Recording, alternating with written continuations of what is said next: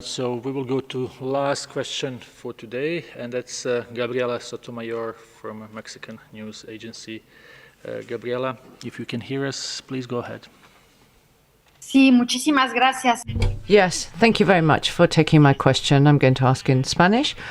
It's for the Proceso magazine.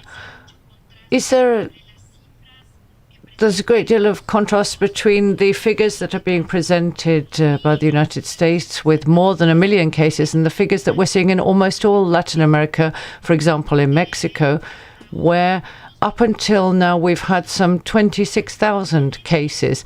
What is this difference due to? It's a major contrast. We know that the virus doesn't respect borders. Thank you. So thank you for the question.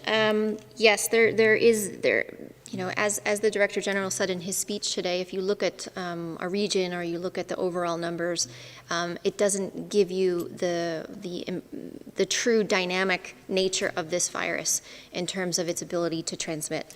Part of the challenge is when you're looking at absolute numbers is that indeed there are absolute numbers. They're not, you could look at them as a rate, as a population-based rate, and then you won't see such drastic differences.